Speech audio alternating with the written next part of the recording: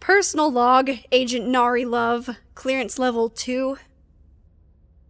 I am taking this log to note down exactly just how much I hate this fucking place.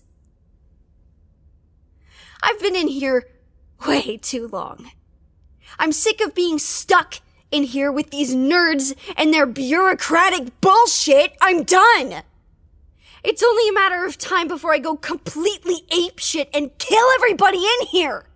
It always smells weird, and the entire fucking records department doesn't take showers, and this isn't in my fucking job description. How much longer is it gonna take them to figure this out? I'm done. I don't want to be here anymore.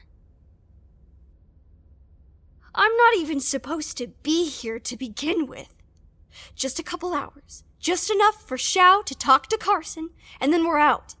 Just long enough that the ethics committee can get their rocks off on how much better they are than everybody else.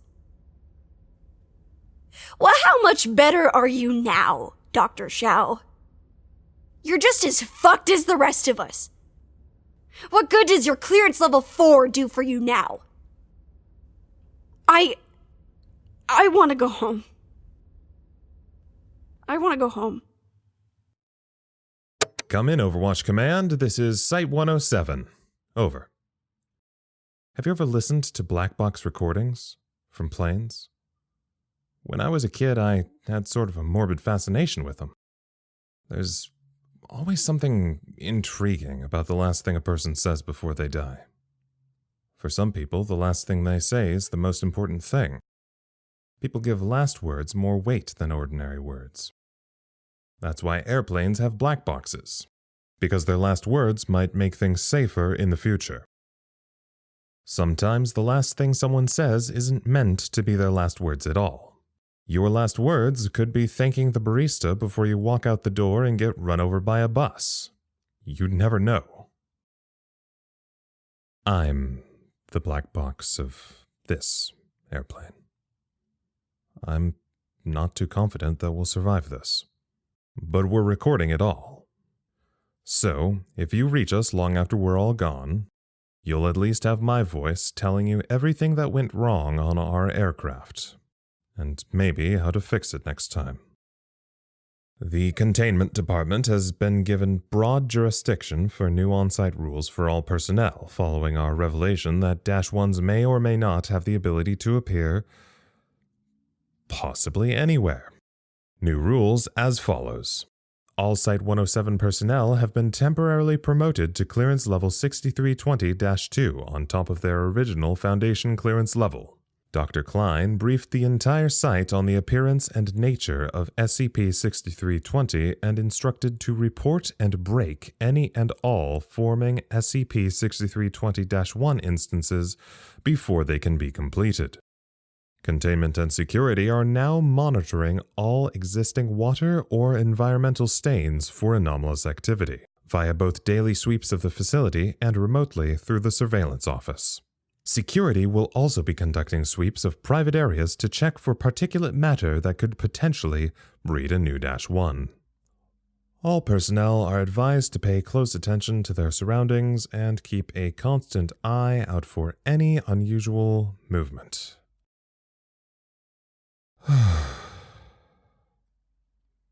So, yeah.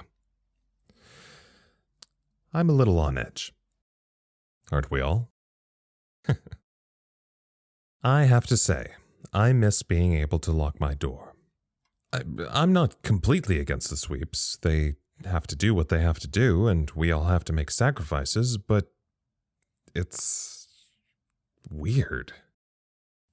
Don't get me wrong, I have nothing to hide, really, and security are all as sweet as ever. I'm just tired.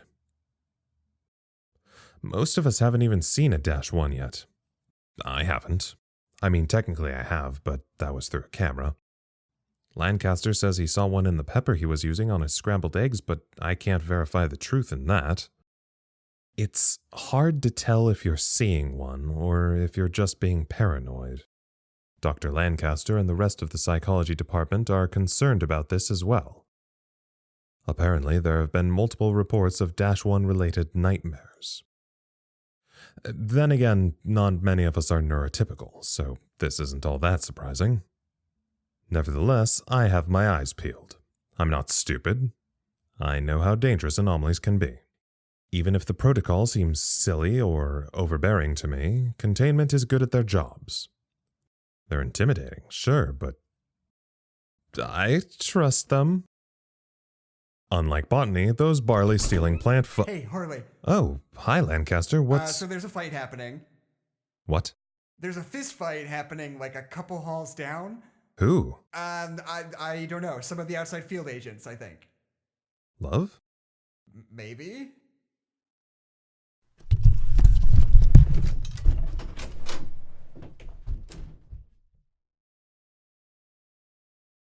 Attention, Site 107. I know you've all heard about what happened today. I know you've all been talking about it.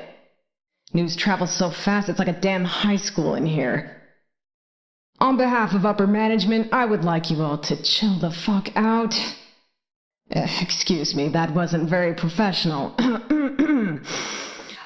I strongly advise that all personnel take a moment to collect themselves until such a time as they can return to their duties for the good of humanity and the Foundation. No, okay, that's nothing. Please, chill. Everybody, please calm down. This absolutely blows, don't get me wrong, but we can't be out here beating the shit out of each other in the hallways. We have to work together as much as we can, or we're all gonna fucking die, yeah? So just, if you need to blow off some steam, do it in the rec room, not on your coworkers, alright?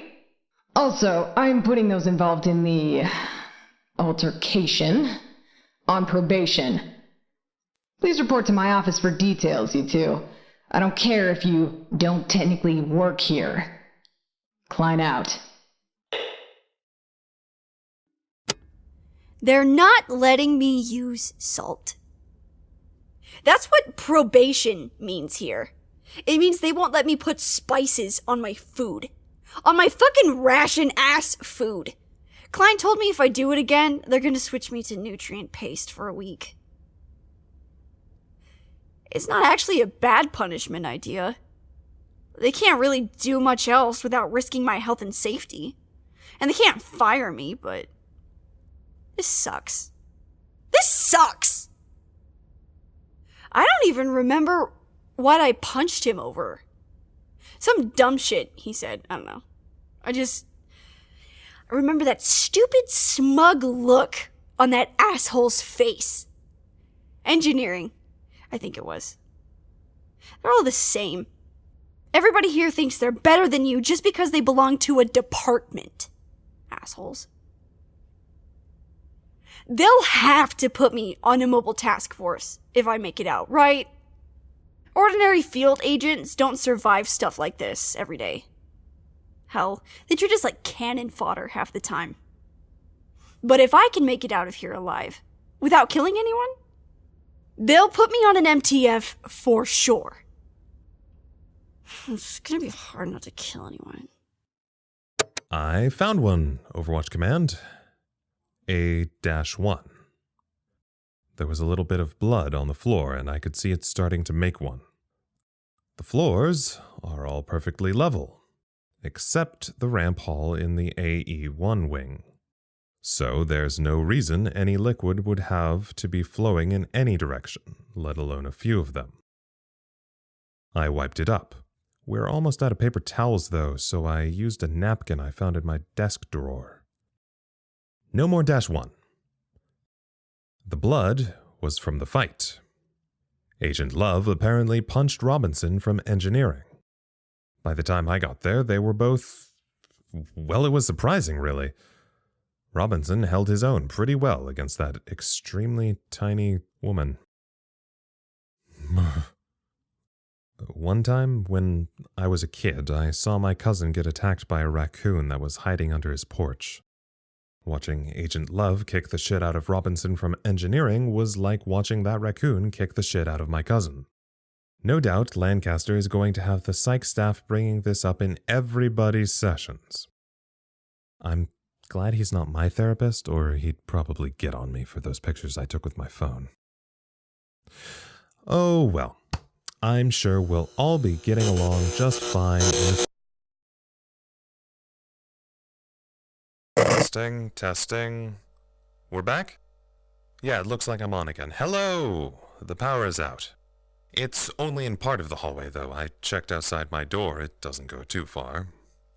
I have a feeling this might be a wiring issue, not a -1. -1s, as far as we have observed, affect the entire site, not just a piece of it. Currently, I'm transmitting using the standard issue hand crank generator. It's my understanding that all radio operators have one. Anyway, if my broadcast sounds strange, that's why. Not connected to the main power source. I'm also using my phone's flashlight because we have 0 windows in this facility and it is dark as all hell when the lights aren't on. Some halls have emergency floor lights, but my office doesn't need that kind of equipment, so I'm kind of out of luck. It should be up and running again shortly. Engineering and maintenance both have an extraordinary reputation for fixing these things very quickly. In the meantime, I don't know how long this wait will be, and I don't want this broadcast to take longer than it needs to. Still, I don't like to... Harley, is it dark where you are? Over? Got you too? Over? No, I'm fine, but the next hall down is dark. Over. Are you with anybody? Do we know how wide it is? Over. Well, I guess we'll find out. Over. God. The comms are gonna blow up when it comes back on. Over. Yeah, have fun sorting all of that out. I'll kill you. I'm not a houseplant, but okay. Wow. I mean, I knew you never cared about me, but damn. Yes, our friendship was all a ruse. Et tu, Brute. I like that you chose to be Julius Caesar in this hypothetical that you're making up. Thanks, Doctor. It's my subconscious urge to get stabbed. Okay, hey, don't say stuff like that. Yeah, alright. On a serious note, though, it would be really bad if the power went out. I know, Aisha from Records wouldn't be able to charge her jewel. Stop. The first thing I think is that a lot of our food would go bad. God, you're right. Would the toilets work? Would the toilets work? Would the oxygen machine work? Oh shit. I don't know about the mechanics of this building to know, really. They did put a lot of new stuff in here when they built it. Really? Yeah, I think that's why it's shaped so weird. New underground emergency stuff? Testing things for Site 19, maybe? Something like that. They don't care if it explodes and kills all of us. We don't have any Keeters in here after all. Well, Oh, we might have a Keeter, huh? it's definitely not a Euclid anymore, that's for sure. Hey, Harley, can I talk to you about something? Sure, what? I've been noticing some stuff around the site. -1 stuff? Yeah, well, no. Not really. I don't know. It's hard to explain. It's sort of... Oh, and we're back. Okay, I have to get back to work. Can we put a pin in this? Yeah. Yeah. Yeah, sorry. Yeah, we can talk later. Over and out. Over and out.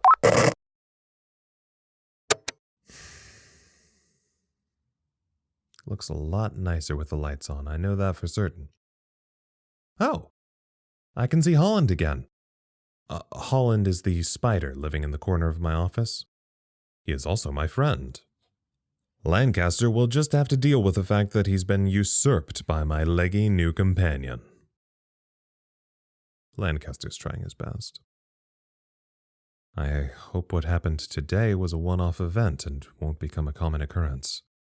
2 therapists and a team of junior psychologists can't be expected to hold together the mental states of 100 people. The Foundation should really train more psychologists. Maybe I'll take that up with Shao. The dark. We die in the dark so you can live in the light. Isn't that what they always say? Well, we work in the dark. I think that's what they want us to say.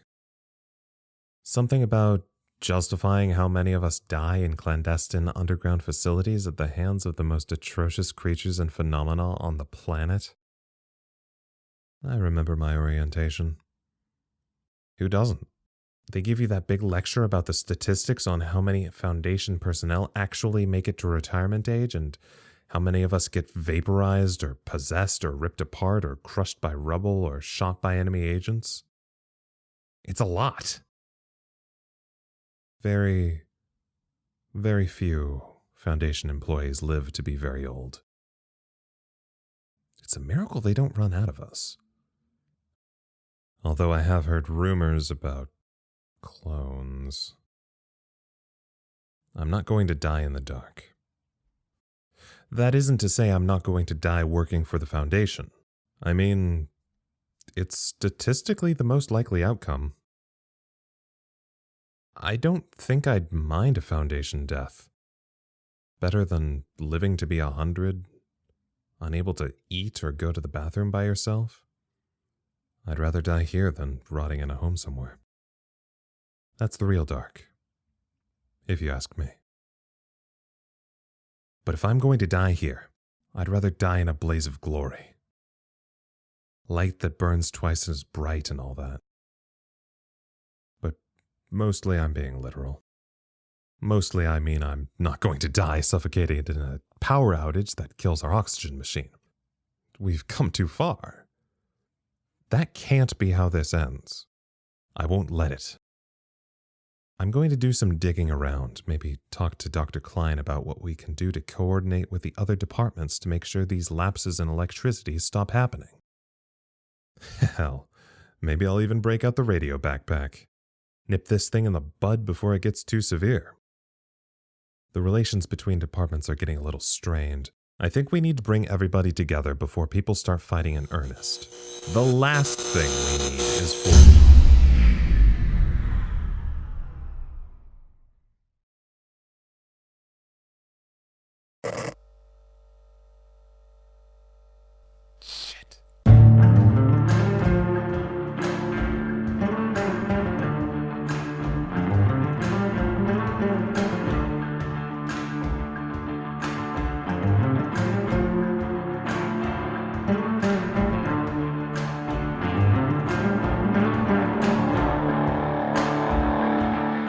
Episode 3 was written and produced by Anna Maguire. The voice of Harley is Ian Charles. The voice of Agent Love is Tabi Bardall. The voice of Lancaster is Jackson McMurray. The voice of Klein is Taschia Ritter. If you like our show and want to support us, follow us on Twitter at Site107 or email us at findusalivepodcast@gmail.com. This podcast, along with all content relating to the SCP Foundation, is released under a Creative Commons Share-alike 3.0 license. Thank you for listening.